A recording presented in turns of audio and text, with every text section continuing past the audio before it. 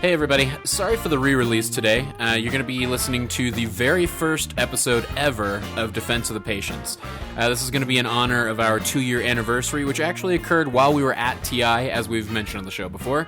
We're planning to roll out some new content for a new Wednesday show, but in the interim, we got to do a re-release. So I hope you enjoy this DotP Classic Episode 1.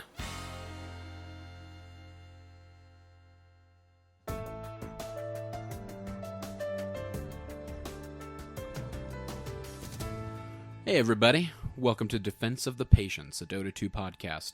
This is our inaugural podcast, and I am your host, Cyphus, sitting here with co-host Wazoo. How's it going? And co-host Roland. Howdy do.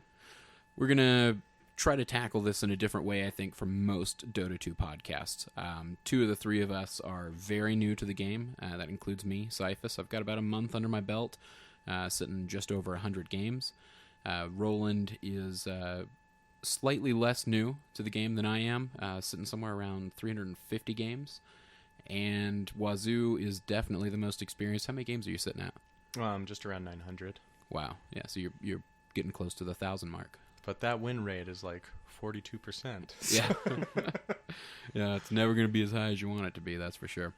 Our goal with this podcast is to sort of explain to everybody our trials, tribulations, trials by fire, as is probably a more apt analogy for what happens in this game, and just show you how we're developing as players, discuss the things that it took us a while to learn as players, and we're definitely still on the low end of the skill spectrum. We envision this as sort of a log of our development, and we hope that it will be useful to people who are new to the game, who would like to get good at it. Whether your goal is to go pro and suffer through the trenches of newbieism with us until you surpass us, and win the international, and give us some money for helping you out. Just a little chunk. We'll take 5%. But or if you're just new to the game and you want to start learning the terminology, or even just for us to be the proverbial shoulder for you to cry on. We're experiencing the same things. We're learning the same tough lessons. And I think that's kind of the goal of this podcast overall. I think what we're going to do is begin each episode with a state of affairs, where we're going to go around the room and discuss where our MMR is at, the number of games that we currently have, but we've already provided you with that info. And maybe a hero or two that we've been playing or growing fond of. Have a little bit of discussion there, and then we've got some fun games that we're going to be playing along the way, and we invite you to get involved. We invite you to email us. You can always find us at defenseofthepatients@gmail.com, or you can reach us on Twitter at DotP, DOTP, _show. You can find each of us individually on Twitter. I'm at DotP _Cyphus. I'm at .p _Wazoo. And I'm at .p _Roland. And tweet us anything. Feel free to disagree with us, because I think we all, or if you're getting into Dota just barely and you're not aware of this yet, there's a ton of meta out there, and there's a lot of strategy discussion. There are a lot of differing opinions. One thing I would say is there isn't any one source of stream for new players. I mean, I think everyone who's ever played Dota understands, like, people are going to tell you when you lose them a game. But that's not necessarily going to help your and maybe skill. Not very kindly. Yeah. Oh, definitely not. No, they but if you can have a forum, this is what we're trying to create here, where people can kind of call in, disagree with whatever we say, because we're going to be wrong quite often, and I think that's kind of a label we should slap on the show, is that yes. Well, it's perfect, really, because like all the people that want to like bitch at us for getting things wrong, we're noobs. Sorry, we're gonna get things wrong every episode. And we call in and correct us, getting yeah. some abrasive. I'm always fights looking for a with good us. fight. Yeah, I'm always we looking all for are. a good fight. I think anybody here at DotP is looking for a good fight. Oh yeah, send us emails, send us tweets. Disagree with us. Most importantly, please. Let's discuss. This open forum is how I would hope to view this with anyone who would like to listen, and we're going to try our best to be entertaining, informative, and just kind of help you along the way. So before we kind of get into the show here, the first thing I want to plug is a newbie guide written by Purge. It's called Welcome to Dota, You Suck. You guys can Google that. You're all, I assume if you found this podcast, you can find that guide. And it'll cover some of the basic terminology, some of which we will use, some of which I will use incorrectly and be corrected for. And hopefully you can learn along with us. And we'll be asking questions about terms that we haven't heard before. We'll be asking questions about strategy or team comps that we haven't heard before. And hopefully you find it valuable as a new player. And if you're a more experienced player, then hopefully you enjoy listening to how completely stupid we sound. And you can write us in and please correct us and let's talk about it. I would love to get into the meta with this because it reminds me of chess, don't you think? Oh, yeah. In a lot of weird ways. And that comparison's definitely been made that Dota's more of like a real-time chess on crack or something. Yeah. But with the board never changing and with the pieces all turning up every game, it's maybe not as apt to compare it to chess. Six pieces in chess. Okay, six pieces that do different things. Okay. Because you have a double on the knight, and a double on the bishop, and a double on the rook, and then a shitload of pawns, 8 pawns. So yeah, you have like 6 heroes in chess, and then you've got like 100 plus in Dota. So it's different. But alternating. I understand what you're saying. With a chessboard, the center 4 squares are the most important, right? Controlling those squares, you're in good or you're in bad if you don't control them. And you see a direct correlation to that yes. and the mid territories of the map. Yeah, look at mid. River. Who do we put in mid? Our strongest. We put him in mid because he's our strongest, our fastest, and he can get to places quickly because he's in the middle. I already see Wazoo looking poised to correct his assumption regarding mid, but we're going to get into that with the strategy discussion. Yeah, fair enough. I can hold my tongue for now. Before we get going here, state of affairs, I'm sitting around a 1360 on my MMR. That's with 100 games under my belt, many of them pub games. Definitely trending upward lately. I'm glad to report. I got a long way to go. I know I'm a below average player, but that's the experience I'm hoping to bring to the table here. And I've been playing, I'd say lately, leaning more Silencer and Shadow Shaman. Really enjoying both of those heroes. Shadow Shaman, I'm enjoying from a support role. I definitely gravitate towards that. Again, we'll get into more of that in the strategy talk. But Silencer, as a semi carry, it's been fun to rack up a few kills here and there with. Wazoo? I'm sitting just around 2300 MMR on my party. Pretty much all I play lately. And I should clarify, that's 1366 on my party MMR. I do not have a solo MMR because I only play with you guys. Yeah, and that's kind of been the situation I've been in. I play 1 or 2 solo games a week compared to, 100 games a week or something with you guys. Yeah. So it's very difficult. They're almost 2 different games in those queues. It feels like at times, because when you're with friends, they're more likely to listen, or just be able to have a good team synergy in which they want to work towards the same goals. Well, you're willing to respond when you know the guy on the other end. Yeah. Or in our case, when I'm sitting to the left of Roland, if he makes a call for some help, I'm on my way. It's Roland. I know him. Right. You're less likely to help if we're in like a 3-stack, just us 3, and then 2 other guys get added up. There's almost this division already before the game even starts. People are like battling for what farm they're going to get, and that's a big issue in Dota in a way. Is people not understanding where they're going to be farming best. Maybe under the strategy, we'll talk about that. Yeah. Okay, so let's wrap up. I digress. Let's wrap up. Roland, where are you sitting at MMR? I am. So we took a dip down to like the 13s and 12s and 11s, Cyphus and I. And I am happy to report that I just hit 1,500 on both solo and party. Oh, very nice. So it feels good. I once stood at 1,800, but I was just put there to just drop, basically. That's where I came out of the ranked. But yeah, I'm happy to report it. I'm feeling good. Yeah, I feel like we're, over the past, especially 2 weeks, I feel like our play has drastically improved. And that we're working better together as a team. Breaking those bad habits, and this will probably go under strategy as well, but you can almost dump 100 to 200 hours into the game just learning the different heroes you'll be playing, learning the map, learning what it means to ward Rosh, learning what it means to ward in general. Yeah. I mean, that's probably what you guys just barely came out of. I mean, is in so many games right now, it's all about going in, getting that headshot, no scope 360, fuck your mom type shit. Dota is not that type of game.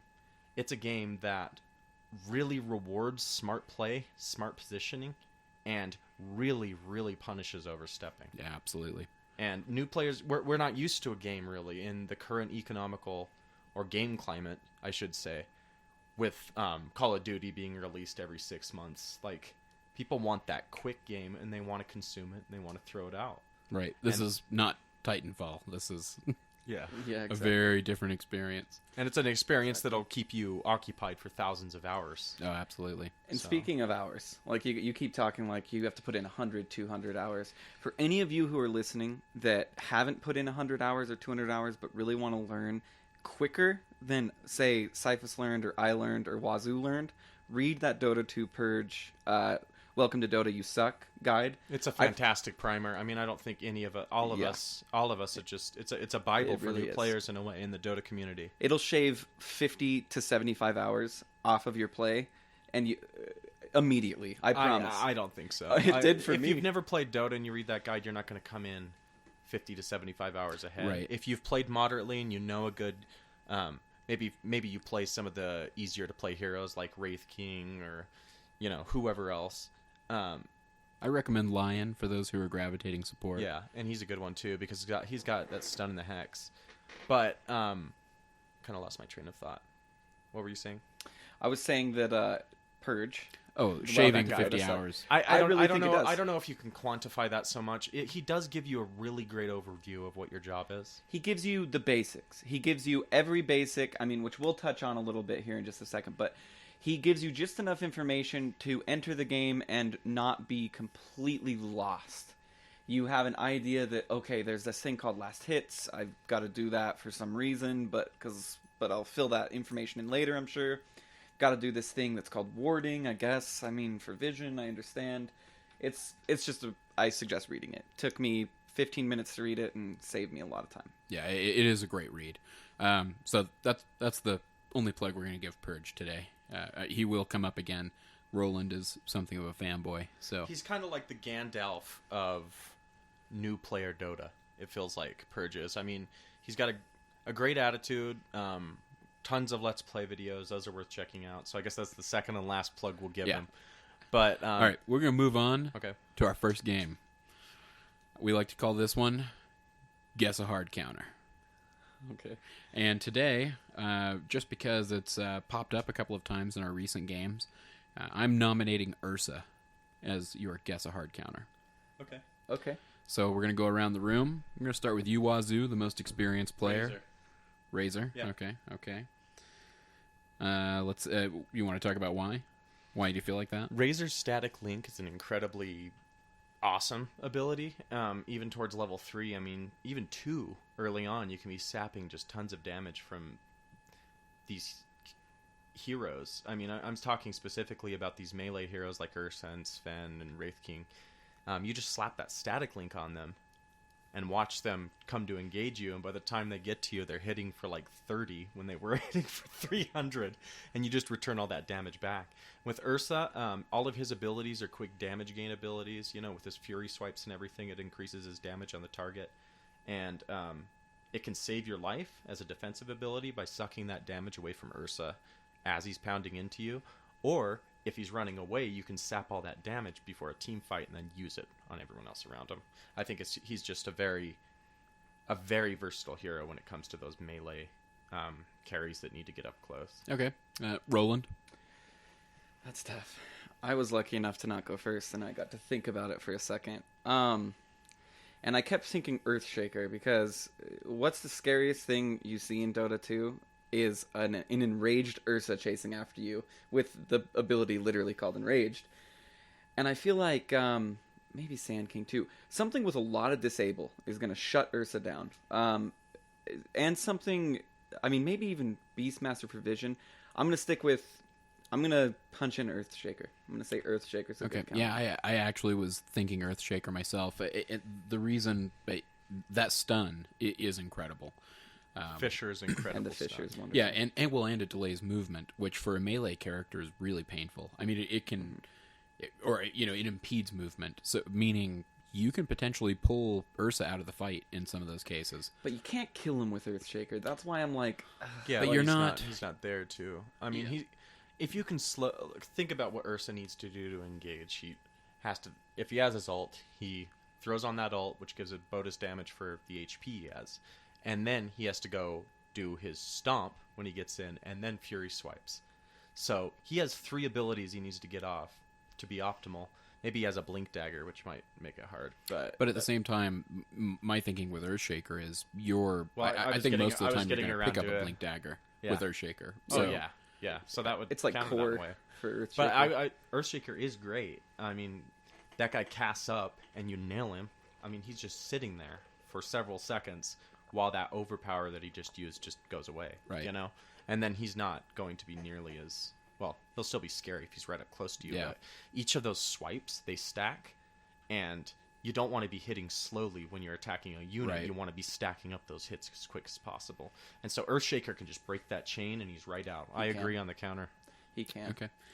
I think Razor's a harder counter, but I agree on that counter as Since well. you've taken Earthshaker, then at that point I'm going to go Lion, simply because you have the combo of the stun, not quite as Sable. lengthy or as useful as Fissure, and the Hex Ooh, and the yeah. mana drain. Wow. So if you can does need mana. if you can time that Hex right with the mana drain, you might, especially with a maxed out mana drain in late game. Ursa doesn't have a ton of mana. You can sap him. You can sap him dry. And he needs that, and that's the balance to the character. And now I just got a smartass remark, which would be the easiest and least expensive hard counter to Ursa would be an observer reward over the Rosh Pit. Yeah. I mean, he's doing that. He's doing that like 6 or 7 Yeah. minutes. I mean, Yeah. you catch him every time, and that guy's out of the game. Yeah. You Yeah, catch him that's 2 or very 3 true. times, And that's what He's out of the Flow, game. our friend, he's our friend in real life. We play Dota with him. Flow. He plays Ursa from time to time, and sometimes he'll kill it, and sometimes he'll just like peter out. And he's just like, and he sounds kind of like this. I'll do my best impersonation, but he's like, "God damn it! Like they just like know my tricks, is Ursa, dude." And it's like, yeah, dude, they warded Rosh Pit. Like you can't Rosh at 6 minutes. Like Change it up. yeah. So like it's some magic. Yeah. Somewhere down the road, we will have 3 Flow in here, and I think we'll give him a 3 Flows corner, little bit. We play with him a bit, and he plays our mid position, and it's a lot of fun. But he's good. We'll get into the position. And so, okay, all right. So we've got Razor, Earthshaker, and I'm going Lion. The way we're gonna decide who is the best here, because let's face it, a game's not worth playing unless you can win. Yeah. We're going to use DotaEdge.com, Defense of the All Pick. It's a great tool. I recommend Googling it if you'd like to use it. Probably a little more useful in either really low MMR all pick games or in captain's mode, captain's draft. It'll basically allows you to plug in a team comp and pop up with several good counters. Good counters being heroes that counter one individual hero on the team. Great counters being those who counter 2 or more. So and, one thing I'd like to add about Dota Edge before we move on is it's not just a website that is compiled by like even a staff. It's all compiled from users plugging in Right. Their success and game successes in They're terms of how rating the game- counters. Yeah, they're that's rating what they allow you counters. to do, and it's So, really mathematically, works. it's beautiful how they built this thing. It too. works. I mean, it's not perfect, and it's not something anyone should rely on. But in terms of getting on your feet and trying to figure out what counters which, because sometimes things are completely they make no sense in Dota. I mean, you think Slardar, the Fishman, is going to be weak against someone who shoots lightning at him, and that's not always the case. Exactly. It's not just like an element type game where counters counter things that they should obviously counter. Sometimes they do, of course, but oftentimes those counters are hidden deep in game knowledge that you have to put hundreds of hours in before you start to see them. So Cyphus, you want to know the winner? I do. Okay, Earthshaker is not on the list Oh, at all. okay. Razor is. Yeah. Razor is sitting at a 3.82. Out of 5. So that's Lion is also exceptional. on the list. at a 4.14. Wow. And can we discuss why that? Can we discuss why that might be? With that, the lack of Earthshaker. I'm gonna go with you only have one disable, and those other the other two non-ult you have the initial stun, you have the Q spell, and then Fisher, and then you have the ground slam. You have 2. But that's not That's a a guaranteed mini stun. That's a mini stun. But it's not a guaranteed mini stun. Yeah. I understand why Lion won. I mean, think about it. Like you were saying, you have your Q stun, which is a mean stun as Lion. It's a very mean stun. And I think, 2 seconds, 3 seconds, something like that? I can't remember. And then you have your Hex, turning them into a frog. And then you have your burst damage, your Finger of Death. Which Ursa, quite often is running away from a fight low health. And it's awesome if Lion can come in and just burst him down. One thing, though, where I see the counter working even better is, look at Ursa. You know when he's coming towards you before he has a blink dagger, right? You hear the roar and you see him stomp towards you up mid lane, let's say. What's great about Lion, he can stun, let that stun duration max out, and then hex him right after. Yeah, I mean, and in those first 5 seconds as an Ursa, when you've powered up, you do not want to be getting right to your target, slamming them down and getting out. You do not want to be getting hexed and stunned out. The build that I typically use for Lion, I snag Hex around like 3rd or 4th level typically, and don't level it up. It's the last thing I dump any more skill points into after that level. But so figuring somewhere around like level 8 or 9, I'm sitting on 2.5 seconds of basically disabling from the Hex, and 2.52 seconds of disabling on the Earth Spike on the. And of course that's 5 seconds. Well, it's 5 seconds if you chain it correctly. Yeah. I mean, and that's one of the biggest mistakes of Outlion, in my opinion, is people will throw down that Earth Spike, and then they'll hex immediately after. You're throwing away nearly 2 seconds of stun right there because you didn't wait for the animation for the Fisher to finish. Right. I completely agree. Not the Fisher, the Earth Spike. And all too often we see that. Especially, I think I see it a lot with like sheep sticks, where people will like take somebody out of a hex to put them into a different hex with a sheep stick, and it's like, here's just like in a chicken form from Shadow Shaman, and now we got to put him as a pig. Like, let's wait for that to end and then put him as a pig. Here's the other reason I think Earthshaker doesn't pop up on that list. His max stun duration is 1.75 seconds. Without that, I mean, it's true.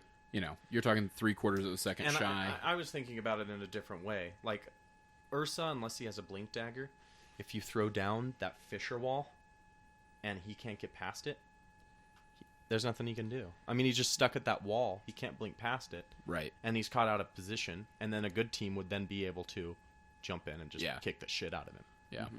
But for sure. I mean, that's ideal. If Dota was all ideal situations, yeah, like it rarely is. But all right, well let's get into the strategy talk here. All right. I think for the inaugural podcast, and this has come up just in our casual conversation as friends quite a bit. Team composition, the kind of the labeling of positions on a 1 through 5 slot. Wazoo, why don't you take it from here? Describe the 1 to 5 slot before we get into everything. Oftentimes, even before people are dealing or even understanding what it means to be a hard carry, semi-carry, mid, offlaner, support, hard support, there's a lot of these confusing terms that are thrown out that if you try to kind of understand what they mean on your own, you might get close, but it's not always correct. Everyone has these misconceptions when they start playing the game that someone should go mid and then they should win the game and blah, blah, blah, But a mid role is not a role that's going to be carrying your game every game. And instead, I'd like to break it down and talk about each lane as a way to get a carry farmed and win the game. You want to create as many outs as you possibly can, as I see it. So in your mid lane, that guy's going to be moving and ganking. He's not going to be getting as much farm as your safe lane, who is dedicated to sticking in that lane and just getting as many last hits as possible. And in your off lane, it's going to be a little bit more, it's going to be harder of a time. So you want someone like Clock or Bristleback up there that can actually take the abuse of 2 heroes and still gain the experience. but different heroes fit into different roles. And so you don't really want to see a Shadow Fiend go safe, necessarily. You don't necessarily want to see a Clockwork go safe lane, because what is he gaining? Look at the hero and how they're built and what they're gaining. And if you think about Dota on your own terms, you think about the hero they play and think about what they work best, that's going to grant you an incredible amount of knowledge that you picked up yourself. And that's really where the bread and butter of the games come, is from you thinking about your games, thinking about how you're playing, and thinking about how you can improve it. You can try to push this pro meta as much as you want. But I kind of digress there. The 1 through 5 system is a system that dates back to Dota 1, and it goes by farm priority. So 1 would be the person who gets the most farm experience on your team. They'd be your safe lane carry typically. So if you had a Phantom Lancer, you'd stick him in the bottom lane and just leave him there. You know, you want him to be killing as many guys as he can. Heroes, hopefully, but mostly just creep kills.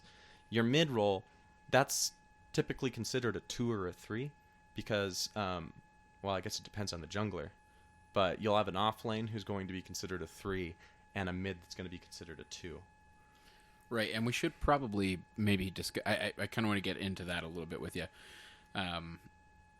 So 4 and 5 obviously being relegated to more support roles, 5 being hard support, somebody who may at the end of the game never have a last hit. Yeah, exactly. Your 5 is going to be your Crystal Maiden. Your 4 is going to be like a Tide Hunter or someone who's only there to use that Ravage ability in the end. Right. Crystal Maiden, I mean, you could give her 10,000 gold. What's she going to buy with it that's going to make the team even any better than if your carry were to get that? Right. That's how you need to look at it. I think in the noob scene and in the like 1500 to 2K, everyone thinks like, if I'm not getting ultra kills every game, then it was a shit game and I don't want to play with this shit team anymore.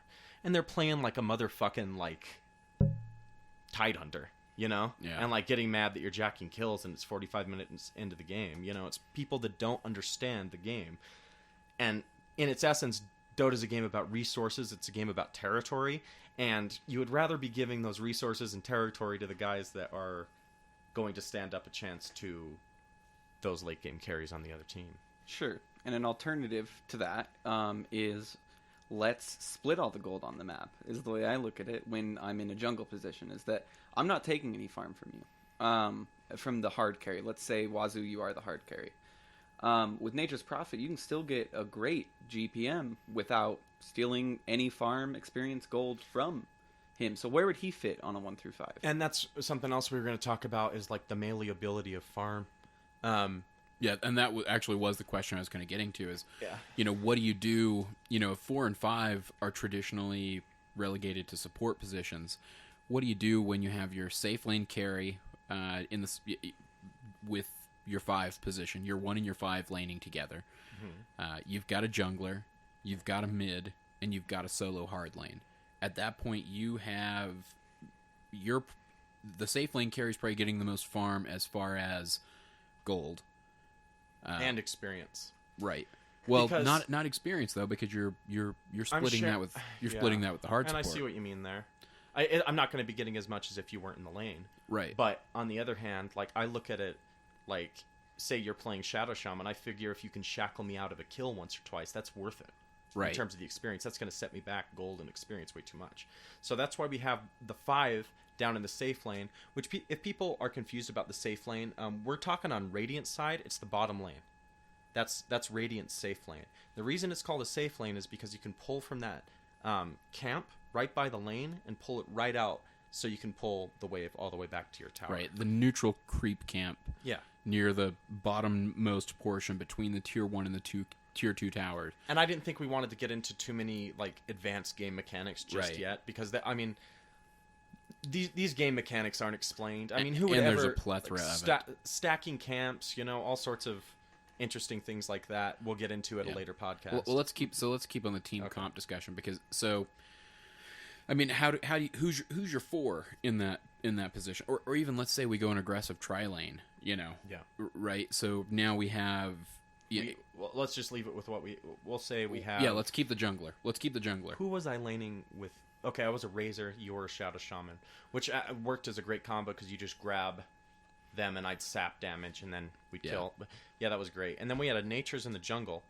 And you're right, Roland, you're completely right. Like, you're not taking any resources from the team being in the jungle. No, I'm not. But positionally, whenever something has to come from one position and go down to another, that map is obviously going to be weak unless we have a damn good hard laner. You know what I mean?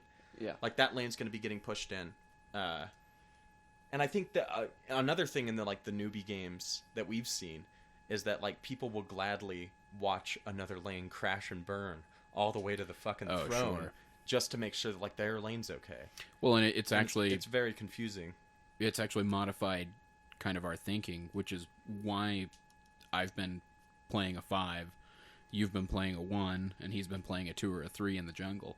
I mean, we've been doing that so that the three of us at least are in some form of communication and within the vicinity of one another. Yeah. Because you never know when you're going to be able to count on the other 2 members of your team. Okay, let me talk real fast before we move on from this conversation about the malleability of farm. I'll use Clockwork. I've used him before. Clock, if he's in the mid lane, compared to the hard lane, those are 2 completely different games. Because you have Clock, it's his immediate responsibility as a mid to be making sure he controls those bottles. Making sure he controls those runes, making sure he's getting ganks with that hook when he hits level 6. And so the reason people are often confused, why isn't mid getting the most farm, is because he's roaming the map after a certain amount of time. You throw someone in that mid lane, when they're strong against whoever they're midding, you get them high levels, and then you send them out on the map, and they win the other lanes for you. Yeah, right. And then you can hopefully push out mid. And that's not like an end-all be-all strategy, but I'm just using Clock as an example that just by differing the lane a little bit, even if he's still a solo top, it's going to be a completely different game, completely different farm priority, and completely different, ability set in a way. Well, and we're just kind of trying to talk bread and butter Dota, so to speak. I mean, as far as appropriate laning, because in all reality, so is the 2 your mid or is the 2 your off lane? That's a good question because it can go either way. I mean, look at it this way: your top gets ganked, your hard lane gets ganked 2 or 3 times, right, for 6 minutes. Your mid, since he has the farm, may be relegated now to that 2 position, when otherwise your jungle or your off lane might have been that position. Is that what you mean by malleable farm? Sure. In the fact that I could say I'm getting my shit kicked in down here. How about you go get the farm you need, and I'll help throw chronos elsewhere on the map. Everyone wants to be getting farmed, but as long as you can get one out on and out, if you have 2 hard carries, that's important. Right. So, traditional laning, jungling aside, 2 top, 2 bottom, 2 hard, or 2 off, 2 safe, 1 mid. That's traditional play, yeah. It's traditional play. Who are your 1 through 5s in your opinion? Like, where's the 1 through 5 gonna go? 1 is down in safe lane because you can sit down there all game and just smash those last hits. As long as you're getting the last hits, that puts a little bit of pressure on the team to make sure that they come down and get that farm away from you.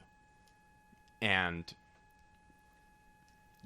it's surprising at our skill level how if I'm just in a lane and I'm just taking last hits, I just get even a little bit ahead, 1 or 2 levels, and people just want to leave. They'll leave the lane, or they'll try to kill me a few times, and if it doesn't work, they don't know how to really push out a lane. You know what I mean? But a lot of people don't know how to stay in lane. Sure. Oh, sure. So your one you think is your carry safe lane. Typically, he's paired with the 5 support, and by 5, I mean we mean hard support. Yeah. That's this is someone that has your no lower gold in their class. pocket. Yeah. You are living paycheck to paycheck, praying you have enough money to upgrade that courier to the flying courier. Yeah. Praying you can afford the next set of wards. Wondering if you'll ever be able to afford a pair of boots. And so then the two Yeah. could either be the hard lane or the mid.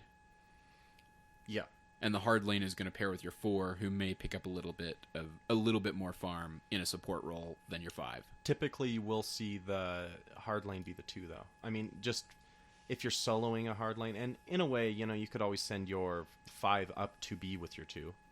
I mean, for instance, if I'm playing anti-mage and I've got a great escape, and I won't die in that safe lane, right? I can just solo it. Yeah, and then you can go up and make sure that our. At the same time, though, it's kind of nice. I mean, and this is delving into maybe more than we intended with this, but I mean, at the same time, with a combo like that, it may be nice to have someone like Shadow Shaman playing a 5, who, when you are capable to push up that lane, to start throwing down some Serpent Wards on those towers and get a little bit of push on that bottom lane, and enhance your farm even further. I completely agree. I just watched a YouTube video that was titled "Best Anti-Mage Game Ever," and in my opinion, it was the best anti-mage game I've ever seen. So it may have been the best anti-mage game ever. It was TI-13 Burner. I don't know much about the game. I know it was, I think, in the finals. DK Burner was playing... Burning, thank you. Was playing anti-mage, and he was kind of solo safe lane. Here's the thing. He had Rubik and, I want to say, Shadow Shaman in the jungle, just waiting on him at all times. Like, basically the whole team sat there and watched anti-mage get fed against Loda, who was Alliance, playing Alchemist. And it was a really cool game because the picks went, we're going to hard carry anti-mage, you're going to hard carry Alchemist. And so basically this whole team turned into 4 supports and 1 hard carry, and that hard carry was anti-mage. Where did they lane their Alchemist? Okay, Alchemist was on the other team. Yeah, I know. But where did they lane him? I think he went mid to start. Okay. Yeah. And then the anti-mage was in safe lane. Yeah, and it was Radiant safe too. And I don't like that from a strategy perspective. Well, they know so much more than us. Obviously, it was definitely advantageous to do. No, I mean putting the Alchemist mid. I'm not sure he was mid. I'm not sure. Okay. Because it was only from the perspective of this anti-mage. This video is only from his perspective. Was this the one where he had something like 452 last hits towards the end? He had 826 GPM or something like that throughout the game, and it was a long ridiculous game. And it was a close game still, because what happened is anti-mage is level 25, Shadow Shaman's level 12, Rubik's level 14. I can't remember the other 2 that were on the team, the other heroes. But they ended up winning, and it was really cool to see how, the 2 teams differed, where the differential in levels on DK's side was all level 15 and below and a level 25. And then on Alliance side, everybody was around 17 to 20. And to see this anti-mage just wreck. Like, the jungle was his, the safe lane was his. When he would push the safe lane up to the tower, he'd go into the jungle, farm every camp, and then come back out. Because he has Blink. He has a free Blink dagger from level 1. And it's really cool to see. So I'm glad you got me started on anti-mage. If you want to watch that video, like I said, just type in best anti-mage game ever, and you'll get it. Burning's known throughout the community as being one of the best anti-mage players in the world, and for good reason. I mean, I heard him explain anti-mage as an incredibly slow hard game carry. Everyone thinks when they see an anti-mage not have a lot of game presence up through the mid-game that it's nothing to worry about at our skill level. And then 45 minutes hit and he's ripping apart teams with his manta and everything. Yeah. And it's just how did this happen? And it's there's certain hard carries in the game that at our skill level people want to ignore in a way. Say we know an anti's on the team. We know he's down safe lane, but no one's contesting his farm. Can I ask you a question, Wazoo? Sure. Why is Manta so good with anti-mage? It's a core item for him for a couple of reasons. Okay. He doesn't attack very hard. You know what I mean? Sure, he can hit really hard towards the end of the game, but with those mantas and all of them hitting, it does the mana burn. Oh, every illusion all does the of the mana illusions burn. do the mana burns. So that's why it's so core for him. He blinks in, goes for the mana break, and then he's out. You know what I mean? And that mana break doesn't just work on one hero, you got to realize. It works in a radius. Yeah, I've played him. So if he can get a couple guys in there and attacking with his illusions a few different targets, and then he turns into a beast. Okay, well, this could lead us to a game, don't you think, Cyphus? Guessing the background on anti-mage? I guess we could do that. Let's do it. I've been thinking about this. Okay. All right, we're gonna. This is our next favorite game. Guess the hero background. Now, to be fair, this spawned when I finally read one of the hero backgrounds with Skywrath, and how he lost his love and seeks to return her to physical form. The most beautiful thing ever written since Shakespeare. Yeah, it really is. I think Skywrath is his lover is fighting for the opposite side now. I thought that myself, but I'm still not sure. I can't determine if she is just dead and doesn't have a physical body. I think he's trying to return her to her physical form. I think that's what's going on. That yeah, hey, that go play Dota, Skywrath. Get over the woman. Go play some Dota. All right, so we're gonna play everybody's favorite game. Guess the hero background, and we're gonna start with anti-mage. Who wants to go first? I will. All right, let's hear it. I've never read the biography for Anti-Mage. I know he doesn't like magic somehow. I think anti means against magic. I've heard that. So I'm going to posit that as my jump-off point. I think, man, I think he was in love with a sorceress or something. Like, you don't see this type of vehemence come out of people unless, there was a woman involved. I think there was a Mrs. Anti-Mage, and perhaps she wasn't even anti-magic. Perhaps she was Miss Sorceress. And sometimes these relationship compatibilities come in, and we realize that we can't be with the people that perhaps we love the most. Well, everybody says opposites attract, but I read a study not long ago that's one of the most common misconceptions in society. No, I got to change my story now. He was married to a woman who was so anti-magic. So anti-magic, anti-mage. What's his name? His name's Carl. Carl Anti-Mage. He's an insurance salesman. That's why I can't take the Walking Dead seriously, is because that dude's kid name is Carl. Who names a child Carl? That is, it might as well. It borderlines abuse. Yeah, it really does. But we'll say Carl Anti-Mage, he's an insurance salesman. He gets home and he sees his wife, who is anti-magic, in bed with Leshrac. Oh, sure. And he just goes mad and swears his life to... It's like bestiality. Well, it's like it's like cross-cosmic reality. Bestiality. So that guy's like a star horse or something. I don't know what it would be star called. donkey. Who knows, dude? Okay, all right. I think just from having a good look at the guy, he obviously didn't grow up with a father figure. Yeah, that hairdo. Man. Yeah, I mean that's a rebel's hairdo. It really is. So my guess is that one day long ago, while at a circus, I'm going to put him at about age 5. His father was slain, murdered by a magician. Nice. And he dedicated himself, Bruce Wayne style, to getting vengeance for his father. And see, I thought you were going to go the Robin thing. Like, he was, doing acrobats on, a high wire, and a magician was meh, and he fell down or something. I won't, thought to be dead. I won't be surprised. But listen to this irony, dude. Thought to be dead when he fell. Restored by magic. Oh, great irony. The very thing he most despises. And never again. Never again. Curse this magic existence. I'm going to get that as a drop.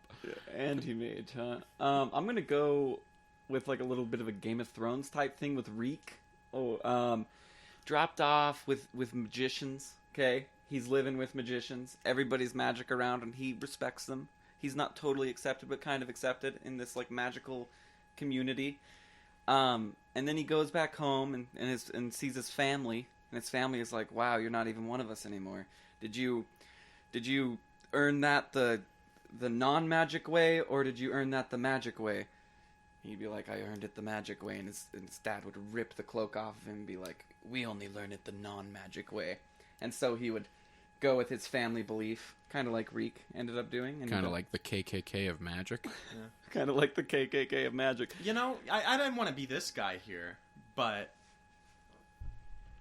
doesn't Anti-Mage use spells? Mana Break's it's a fucking spell. Oh, it's not a spell.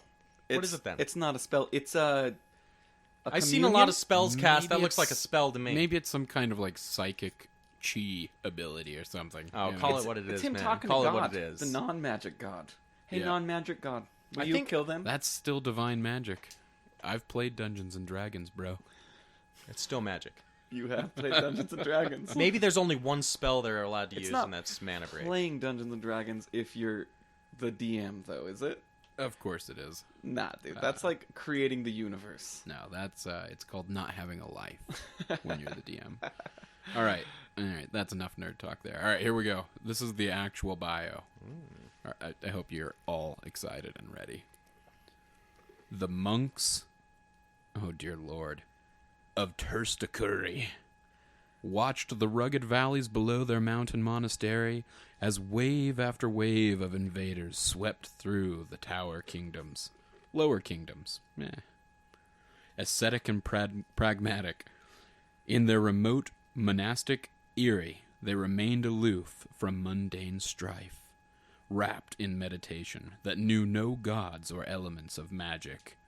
Then came the legion of the dead god, crusaders with a sinister mandate to replace all local worship with their unliving lord's poisonous neolosophy. I like that portmanteau. I am going to use neolosophy at some point. From a landscape that had known nothing but blood and battle for 1,000 years, they tore the souls and bones of countless fallen legions and pitched them against Terstakuri. The monastery stood scarcely a fortnight against the assault, and the few monks who bothered to surface from their meditations believed the invaders were but demonic visions sent to distract them from meditation. Isn't that sad? You're just trying to meditate, and then a bunch of ghost demons outside the window interrupting your meditation. But why is he anti-magic? Hold on, we're not done. Oh, They okay. died where they sat, on their silken cushions. Only one youth survived. A pilgrim who had come as an acolyte, seeking wisdom, but had yet to be admitted to the monastery. He watched in horror as the monks to whom he had served tea and nettles. You know, because that's what monks do. What's tea a and nettle? nettles. What's a nettle? I think it's like a crumpet. You would know. I'm guessing it's like a... Yeah, I would bet know. It is a crumpet. I would I bet know. it is a poison, crumpet. poison nettle? Yeah. To whom he had served tea and nettles, were first slaughtered, then raised to join the ranks of the dead god's priesthood. With nothing but a few of Terstakuri's prized dogmatic scrolls, he crept away at the comparative safety of other lands, swearing to obliterate not only the dead god's magic users, but to put an end to magic altogether. First and foremost, can I just say that's wordy as Magic. fuck. Like, why do they gotta go so wordy, man? Oh yeah, It feels like they're all wordy. It feels like they paid a thesaurus to write that thing. Where the hell is Terstakuri? Is that north of the dire side? Is it a person? Is it a place? Or is it a thing? That should be the I don't next know. game. Well, I Yes. think it's the. I think it's the name of the monastery. You know what's kind of screwed? Anti-mage, like, So he's basically a monk. he doesn't have a lot of depth. That guy. Or I mean, like, he's not even a monk. He's some, like a new some age monk. evil magician lords kill your monk friends, and like, so you hate all magic now. No, Come the on. dead. Is But it he the took dead god? scrolls with him. He is going to use magic to rid the world of magic. That's the vibe I got. There's a lot of cognitive dissonance with this here. Anti-mage. Yeah. He needs to see a therapist. Well, he's probably just screwed up from like being a kid and watching all of his monk friends be brutally slaughtered in front of him. I think some cognitive behavioral therapy, being a little bit more mindful of your feelings, trying to regulate your emotions would be really helpful for him. Cyphus, I could just see him in a shrink. Cyphus, that was a great shrink's idea. office. That boy needs therapy will be our next game. Yeah. Pick a hero that needs therapy. Therapy sessions. Yeah. Dota therapy. Defense of the therapy. So who got the closest? Well, we all had like dad issues, which probably said way more about us than it did him. Yes, probably. There's no winner in that game. Everybody's a loser. But we got to know a troubled youth today. Yeah, now we know Anti-Mage. I think I'll be his big brother, big sister program. I don't know. I All don't think this guy's about programs anymore. I'll like launch off a firework and he'll fry me with his scythes. All right, so to keep us on track here, let's move forward. So we were going to talk about kind of like a social discussion, or at least the the social atmosphere surrounding Dota. I feel like that's an important thing to discuss. You mean the an inaugural cancerous podcast. blister that is the community? Sometimes, but I feel like we've gotten lucky in a few spots where we've met some really cool guys to play with. Our buddy, who I think we're going to leave his screen name out of the chat, at least for until he okays us talking about him. But yeah, that seems only fair. Of course, he's not really playing with us as much anymore now that he joined his new team. He's onto the big leagues. And hey, we're going to be recruiting as well. We're looking for some folks who want to play semi-regularly in the evenings. We're going to form DotP, which will be short for Defense of the Patients. If you're a fan, or if you're coming to the show and you feel like you might be able to be a fan, hit us up and shoot us an email on defenseofthepatients@gmail.com. That's defense with an S, not the British defense. You can also again hit us up on Twitter at @P_Cyphus. I'm .P_Wazoo. And I'm .P_Roland. Or the show's Twitter handle, which is @P_show. We'd love to hear back from you, and we'd love to find some people to play with us and build the .P community to get some new players who are just looking for other new players willing to discuss the meta of the game and even join us from time to time in a game. There are just so many awesome resources for new players. I mean, we mentioned the Purge guide. We mentioned some. Burning has a great anti-mage guide I was going to plug when we were talking about him. I mean, it's kind of like a standard in a way. But we've noticed that it's an incredibly overwhelming experience to jump into this game. And, I mean, you can look up guides, but when you type in like a Dota 2 guide into Google, you're going to be pulled up with so much stuff, from Dota 1 and Dota 2. And so kind of to have a place to vent thoughts, talk about, and not get a Suka noob back or like get the fuck out noob back. We're going to try to support a new community here with .P and welcome people on the show, share some thoughts, share what could be better about a game, because I think this is all a game that we're going to be playing for quite a while. We have a passion for, obviously, and hey, we're recording a podcast right now. How much more passionate could you get? My concept for this podcast always was let's record our development. I think it would even be fun for us to look back, even if we end up getting no listeners at all. Right. It'll be fun to look back and kind of see where we were developing, where we were at with our MMRs. Why not have this as a hobby? Like you said, a log. Or a diary, a journal. Yeah. And that doesn't just mean for us. I mean, if we do happen to get some listeners to join in, we'd love to welcome you to this community. Main thing we're doing here is, of course, we want to play a great game, but we also want to treat each other with patience, because sometimes when someone messes up your great team gank and just ruins it for your whole team, you want to, even if you've known them for quite a while, like stab them in the chest a few times. And so we're really trying to maintain that patience through our, formative years, I guess. Yeah, and that's definitely the point of the name. It is defending it. It's maintaining your patience as you learn this game, because there's a vast amount of meta.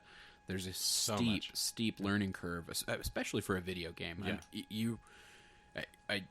I'm a psychology major, so I've been reading a lot about video games lately. And so much of how we base like new training programs frequently is based off of video games. Video games are essentially skills to master. Yeah. And we base, like I said, a lot of new training regiments off of kind of the concepts that game designers are using. And I suspect that Valve is all too aware of that, especially after kind of perusing the job section and seeing that they're looking for clinical psychologists, which is a very tempting, very tempting position to apply for down the road. But on that training regimen that you said, I really doubt anyone that wants a good training program is taking from Dota, because that training is kind of miserable in a way. What I mean in that respect is video games are very good at helping you master subsets of skills to master a skill overall, to master an overall game, to accomplish an overall objective. Which and is in really, that sense, Dota 2 is very good at that. Absolutely. You can pick off little sections and say, hell, I'm going to focus just on offlane heroes for a while. Yeah. You can just focus on that. That'll fit into many team comps. Yeah, and that's kind of more what I mean is we've been using the way that designers build video games as almost a template for how to design training programs at times. because it slowly introduces you to new skills. I mean, when you think about the concept of a game, and Dota's a little different, and probably way more complex than the kind of template they want to use, but just think about your basic, even your old basic platformer game. Each level was subsequently harder, and it was your experience with the previous levels that helped you get past the next level, right? Right. And learning those skills, those tricks, those maneuvers. That video games are something that can be mastered. And in fact, a lot of studies show video games aren't fun unless you can master them. Yeah. And that's kind of somewhat of a digression, but not much when it comes to Dota. It's a game that'll try your patience. It'll make you want to be better. It'll make you so angry. You know, it's a game that's good because it challenges on a many like, it's just so many different levels. It challenges you on. It challenges you with your people skills. It challenges you with your coordination. It challenges you with. It definitely challenges you with your people skills. Yeah. And I mean you, Wazoo. No, I know. Believe me, it challenges me on a daily basis. It's very, very difficult at times to keep your cool. Keep your cool, and when you're on a sinking ship and you're just sinking slowly into the ocean, watching this game capsize, it's really frustrating to have everyone blaming each other. Right. Blaming each other as the boat sinks. Well, keeping the ship afloat requires everybody working in coordination or getting the ship back on track. But if everybody sees the ship sinking and starts running for the lifeboats, then the ship's lost. Indeed. I think I'd also like to plug here that, as Cyphus said, we really are looking for other folks to play with. So anyone wants to play with DotP, let us know. We need a couple regulars. We're looking for supports and semi-carries. Well, I guess really to make it easier, we're looking for someone who might rotate support with you, Cyphus. Well, I'm enjoying playing a support, especially now that I'm increasing my repertoire. Initially, I was just supporting with. But you're going hard supports, so really a utility support would be great to have on our team. Sure, a mid hero or people who are comfortable soloing off lane for when we implement those strategies. Jungle with the jungler, jungler and the hard carry and hard support safe. It's very difficult at times to play Dota, even if you have a 3-stack and you get 2 people that are just completely disagreeable. You know, it's just. Well, and I want to get into the captain's draft, but I definitely agree with you that captain's mode is not as fun and definitely a bit more risky when you don't have full communication with the other 2 players, or one of the other 2 players kind of wild cards and grabs it and doesn't have any interest in communicating with you. Yeah. Okay, we're going to move on now to our third game, Defend Your Dota Dissertation. The concept behind this is to kind of call out somebody's play, whether it was a good play, a bad play, probably mostly a bad play, criticize it, allow the person to defend themselves with the particular build or strategy that they implemented, or to admit that they were wrong, and just kind of what was going through their mind at the time. So this week's persecuted individual is going to be Roland. He's going to defend his Dota dissertation for not putting boots of any kind on Nature's Prophet at any point I'll defend in that the game against any of you motherfuckers. Well, I'd like to bring up, and I know this is going to be a little bit painful, but in our last game, and we'll put the ID up in the comments or in the episode description here. If you want to witness the moment, the epitome of this moment, we were fighting. We were playing it was a good team comp. I was Silencer. You were playing Razor. You were playing Nature's. We had just obliterated their team, and we were running after Marana with a sliver of health, with Roland's Nature Prophet in the lead and closest to her. Oh, I don't mean to interrupt, but why was she at a sliver of health again? She was at a sliver of health because Prophet took her to a sliver of health. Is that why? I believe Silencer got several hits off on her as well, if I remember Cyphus. correctly. Continue. Well, hey, great, buddy. You couldn't steal the deal? You couldn't?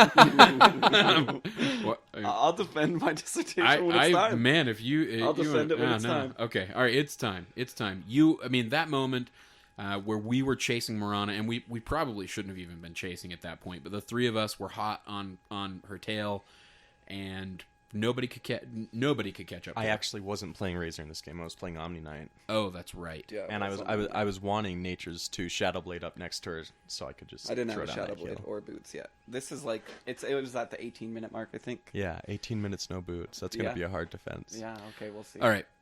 Why? Okay, Nature's Prophet. Been playing a shitload of Nature's Prophet. I originally started because somebody we played with was playing Nature's Prophet, and he was pretty good. And so I was like, wow, I'm going to play Nature's Prophet. I then looked up videos, Purge videos. I saw a video of Purge playing Nature's Prophet and building Dagon first, which I thought was incredible and revolutionary. And so I did that for a while. With no boots, mind you. Killing bitches, ganking bitches, teleporting on bitches, Dagon and bitches. Then I kind of had a come to God moment with Nature's Prophet, and I started building Hand of Midas, and I started building just brown boots, just regular brown boots. And now I build Hand of Midas into Desolator. And exactly that, with my starting gold, Hand of Midas into Desolator. And then into Shadowblade or Phase Boots, and then into Phase Boots. So interchange Shadowblade and Phase Boots. At this particular moment, I had just gotten my Desolator, and I was desolating. And So are you saying you were going to build boots on Nature's this time around? I did build boots on Nature's that Okay. game. I mean, Just not at the. I didn't have them by the 18-minute mark. we're no. not crazy here. I mean, we have played several games with you where you did not build Sure. boots at all. And the particular moment you guys are talking about is we're chasing through Dyer's jungle, and we're Radiant. We're chasing Mirana through Dyer's jungle. I have a bad anticipatory TP where I go on low ground instead of high ground, which would have killed her. Then I tree trap, she pounces out, and then me and Wazoo are right on her tail when Wazoo gets the inclination to click on me to see if I have built boots yet. And then, of course, over TeamSpeak, let me know that I haven't built boots, and what an idiot I was. Well, listen. What I said was, don't get it twisted. That's a terrible Obama. Yeah. It's sad that I even knew that was Barack I Obama. know that's your so attempt. So bad. What I said was, I'm not going to give you shit about not getting boots, but you would have had that gank if you had the boots. Which, by the way, is a passive-aggressive way of actually Yeah. giving him Yeah, shit about exactly. the It's boots. a really Exactly. passive-aggressive way. Well, I think sorry I won. couldn't... I think we still won the game. Sorry, Yeah, we did. We Yeah. squashed the game. Sorry I couldn't go 20-0. Sorry I had to go 19-0. Okay? I want to know what his score was that game. It wasn't that. It was wasn't that. not My that. G- And we're I not will talking, say this. We're not talking about scores here. I mean, nature sure can fit into, like... He can go anywhere from 1 to 3 in terms of farm priority, right? You have your own jungle there. Oh, But, I was yeah. definitely sitting in a 1, dude. With that. 6:58 It's hard GPM. to say when we end the game by 6:58 mid-game. GPM. It wasn't mid-game. It was at least 45 minutes. But We're gonna get that game idea. was that your dissertation, or are you done? My Dota dissertation is, I believe my Nature's Prophet is best with Midas Desolator, then Boots, or Midas Desolator, Shadowblade, then Phase Boots. Okay. I will defend that against any of you. Okay. We're going to invite everyone now to please give Roland any ample amounts, any amount of shit. Even if you're not calling in or emailing or twittering or anything, just use your mind to send bad juju. negative thoughts his Bad way juju. for not buying boots. And we can or- actually give you his home address. You can just send him 60 pairs of boots. Like, or if you would like, please do write into the show, defenseofthepatients@gmail.com. And in this case, maybe don't tweet the show because we are all aware of how bad the boot situation is.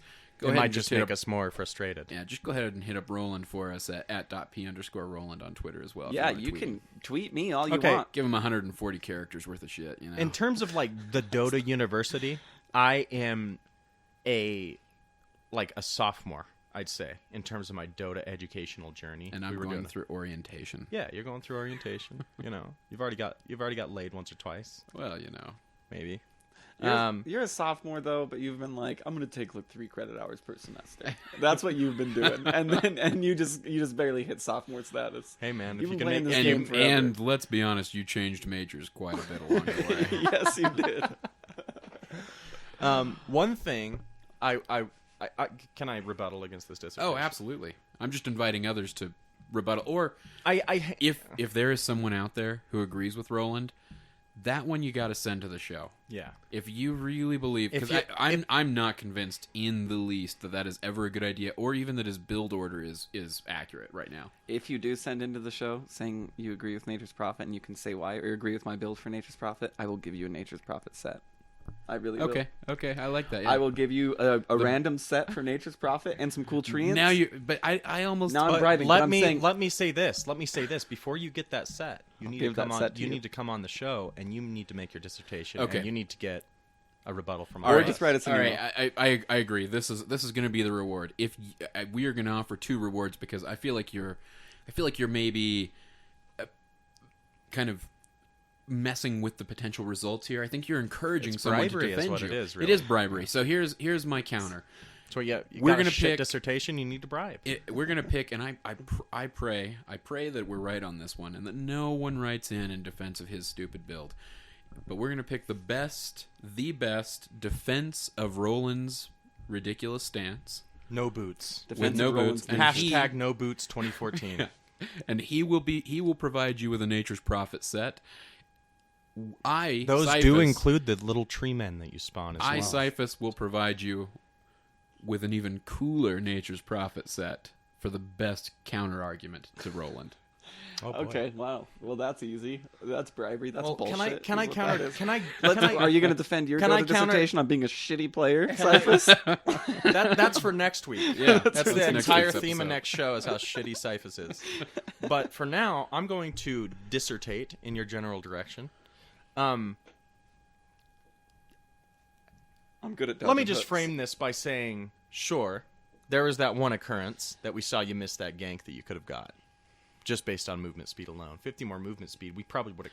Well, but we not probably even would have caught her at the river. Not. Oh yeah. We're not even watching him most of the time, though. Yeah, is the not sad true. thing, because he's over there in the jungle, all doing his own thing. God only knows how many times he's died without the boots, without us noticing. No one knows.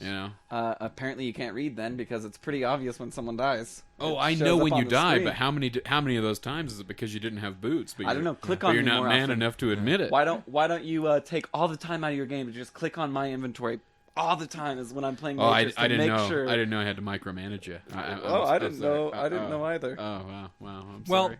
when it comes down to it, That was these are some facts I'm going to drop on all you. In terms of value in Dota items, let's take a look at some basic items we buy at the beginning of the game. Tango, great fucking value.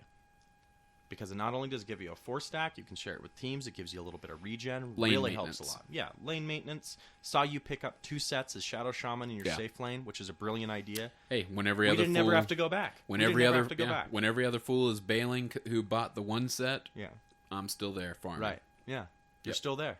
Because those 2 tangos keep us fine in lane. Yeah, exactly. With you though, you're in a precarious situation because you rely on our hard carry to make sure our jungle's warded. And if you're caught out of position and a guy is like halfway through Hard the support, jungle, you mean. hard support, yeah, that's what I mean. Say a guy gets into our radiant jungle and you're sitting there farming. If you're getting jumped and you don't know he's there, even if you see him from a little way back, he's going to catch you if you don't have boots. It depends on what guy. Like, Sure. I mean, And this is that's such a the thing, circumstantial that's the thing. game that okay, you're like. is this college? Like, you could say, like, I played dodgeball with some kids in elementary school and slammed them, and I didn't buy boots, and so I won. But, like, when we get into the big leagues, No, I'm just saying it depends on the hero. Like, yeah, some heroes I'm fucked if they get on me. Like Doom, for instance. If Doom pops into our jungle, Not if and you he buy a dooms Lincoln's. me. Oh, a Lincoln's? What? Yeah. And what point in the game are we in? Like, you're bringing up a yeah, point. let's That's keep like- it. But I assume by the time he's able to Doom, and if you cannot run a level 1 Doom, Like, then you're maybe like- you need some boots. You're talking to me. It's like you're bringing up a movie and you're like, that was a good movie, and it's like, oh, what was good about it? I don't know. It was a good movie. What Like, I'm saying, you say Doom will shut you down in It's jungle. such a You know how circumstantial he's not going to shut you down, even if he does Doom you, is if you can outrun that slow bastard with some fucking boots of speed. what if a rook's on your pawn? And it's like, what if a rook? When would the rook be on my pawn? What would be happening? It's like we're comparing this to chess. You need to be much more specific. You're using a straw man argument to compare the things. I agree. Straw I man agree You're on using a this straw front. man Yeah, argument to yeah. compare different games. I need what a I'm champion. I need a champion to defend me. Okay. No, 9 times out of 10, you're fucked in the jungle if you don't have boots. Okay. Agreed. Agreed. Why What don't you should be doing, come to I the agree jungle, with the man. Midas. I agree with the Midas. But first, I don't agree with going a damage item after the Midas. Okay. You do one for you, You can and then you defend do that one for later, the team. and I will You argue do one that. for you, then you do one for the team. Okay, I'm doing one for the team the whole time. Okay, By getting racking up yourself them Midas kills. gold. Yep. Modest, yeah. Yep, That's doing one for the team for sure. 190 for the team to be precise. Okay. All right. We're gonna end it there. Feel free to email us. Those offers definitely stand. Before this goes to fisticuffs, we're ending the podcast. All right. We're gonna do three quick things before we end it. Yes. Please hit us up at defenseofthepatients@gmail.com. Those offers stand. We will provide the nature's profit sets to the two best arguments. Definitely hit us up. Fuck, I'll throw in an Kunkka Immortal. If he loses. If he loses the argument, If a guy comes on the show and if I get to sit back like Julius Caesar... well, we're gonna read emails. Is what we're Julius gonna do. We're gonna read emails and look for the best email. That's what we're gonna do. And I want to bring that person on. I want to see the venom in that man's voice, Okay. and I want to see it pointed right towards Roland. To my champion. I will give away Let every it be immortal known. in the world. I A swear. Roland pays his debts. Okay, a Yeah. Roland does pay his debts, But I he don't know just about a can't buy Cyphus boots. and Wazoo. Okay, I'm moving us forward. Okay. All right. I want to do one quick thing. We're just going to really briefly hit on some Dota 2 news. I feel like we ought to do that every Might as once in a well, while. yeah. Get used to the community. We're all new to the community. Very new. Yeah, let's learn a bit. The article I decided to pull up just because it feels semi-timely. It was about the international. Dota, let's see, GameRant.com is reporting that 20 million people tuned in for the international Dota 2 championships. Is that counting the ESPN numbers? I don't know if they're counting the ESPN numbers on that. Let's see.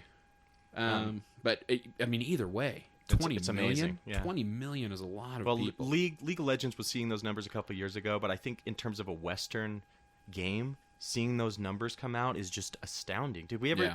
I mean...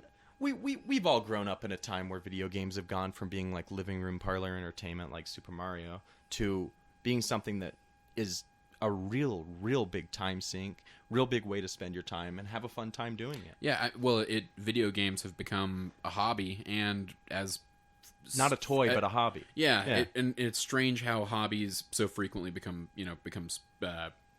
for lack of a better term, sports. But I hate that'll that term. segue right I really into this. hate that. I wanted to talk about this as one of the last things, and that's that ESPN has come out and said that they are thrilled with the amount of viewers they got for the international on ESPN2, and that they're looking forward to promote more esports entertainment. Yeah. And that is something else. Amazing. I mean, I remember I don't watching... like calling it esport. I mean, I guess esports works a little bit, but I wish it It's was the okay. vernacular. I wish it was okay though to just call it gaming, which is what it is. It is gaming. It bothers me. But you don't for the call sports poker now. gaming. You don't call... it has its own thing. I mean, poker's poker, but Yeah. and the reason, let's be honest, the reason the international even found its way to ESPN, it has a lot of similarities with poker. Right. Poker That didn't work prize its way pool onto doesn't... MSN. They don't balk at that or prize pool ESPN. either. Yeah, exactly. Guinness had to change their most winnings in a video game tournament for newbies take home money. That broke the world record. Yeah, which is insane. And I think this is what's sparking all of our interest, is just to see, all these different ways that esports is popping up and being enjoyed by so many people. Just to have like a little bit of a platform to just get it out and say, check this game out. Yeah, it's a fun community already to be involved with. Just even following everything on Twitter, and please find us on Twitter and follow us. We'll keep up with you, and we'd love to know what's going on, in your Dota communities. But it's fun to kind of delve into it, and I hope everybody's willing to delve into it with us.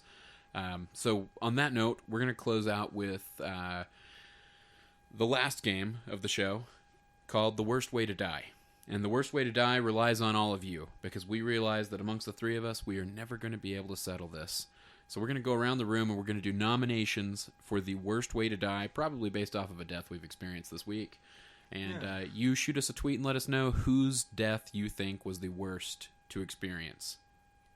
And I'll go ahead and start. Part of what sparked my interest in learning Shadow Shaman was getting trapped inside of those damn serpent wards. That's often how it works. You get fucked by something, and As then a- you just want to play it. as a 5 hard support roll, man, in those serpent wards, I'm dead in a few moments, especially early game, right around level 6 when everybody's hitting 6 and 7. If I'm trapped in those things, I'm a goner. Roland, you got a nomination? You guys ready to agree with me? All right. Bat Rider's ult, dragging you through his fire, dude. So it's the most undignifying way to die. You're being dragged by this dude riding on a bat, and you're just like, oh help, and you're just like burning in his, what is it called? His Q ability. It's like napalm? It's sticky goo. Sticky napalm. Sticky napalm. You're just stuck in napalm, dude, being dragged by a bat. It's gotta be the worst way to die, right? That's a good nomination. That's a good nomination. Wazoo. How am I gonna? I die a lot of like really humiliating ways. I think we all do. The worst has got to be today. I'm just gonna go with today from the few games I've played. Being chased by a Ricky as a Razor while you have him static linked, but you're at like a quarter of health, and so you see his damage decrease each time, but he's still hitting that multiplier on your back. And just as he gets less and less and less damage as you're draining it, and finally, as you've taken the 181 or whatever damage from him, he gets you with his last weakest hit. Oh, yeah, that's tough. That's Bad tough. one. Yeah, Was he close to dying? I was like trying to micro attack him, but I was so low that like I should have just faced him so he wasn't getting that back attack damage, and just keep slapping him with it. But I didn't. And he just kept getting like those little multipliers off the So less damage painful he when was your doing. instinct is to run when from a purely objective way to look at it, you should probably stand and fight. Yeah, That's a really tough thing. the main thing I was worrying, tough habit to break. Main thing I was worrying about was they were pretty much the natures was pushing in this game all the time, and then when you'd go and engage the natures, he'd like pop, and then the Ricky would be there. Oh yeah. And so I got caught in one of those situations, like up around the jungle, and just because I was chasing that natures out of bottom lane. So annoying. Well, hey, I thank you all for joining us. I hope you enjoyed our discussion, even if we sound like complete idiots at times. But you know what? That's a good thing. Hit us up, correct us, communicate with us. We intend to be fully involved with those who want to be fully involved with us. You can vote for the worst way to die via Twitter at @DotP_show. Why don't you mark that with let's do hashtag Dota worst way. Sure. And then we'll tally up those votes and let you know which of those 3 deaths was the worst way to go. And we'll provide you with a new nomination each week. If you want to reach us for any other reason, if you want to take a stab at getting a free Nature's Prophet set by harassing or defending Roland, hit us up at defenseofthepatients@gmail.com. That's defense with an S at gmail.com. Yeah, I think everybody can find that. We appreciate you tuning in. We'll see you next week. I'd also like to do some shout outs for me. I'm .p Wazoo. Oh yeah, let's do that. .p Wazoo at gmail.com, much like the other show. Yeah, if you want to email us emails. individually. No underscore. Google apparently doesn't allow underscore. Oh, that's right. So it's .p Wazoo at gmail.com, .p Roland at gmail.com, I or didn't want to give my Cyphus. information out. Oh, I didn't want people to be able to write in. You don't want people to be able to write you at your show account? Go on Amazon, find out where he lives, and just send him 60 pairs of the cheapest boots you can find. No, I'm ready. Also, one more thing. Dota's in-game voice over IP client isn't always the best, so I thought that it would be really good to share in this episode that if you use TeamSpeak, windrunner.cc is a free Dota community. It's always going to be free. The voice quality is always amazing. You can set up your own rooms with your friends, hang out. It's really a great time, and they don't charge you a cent. So it's definitely worth checking out. If you have TeamSpeak, that's windrunner.cc, and that'll connect you to the server. Really simple stuff. Yeah, and you might even be able to see our room. It's called Defense of the Patients. That's right. Hit us up Stop by, say hello, and we'd love to talk to you. So Thank you guys for tuning in. Thank you guys. We'll see you next week.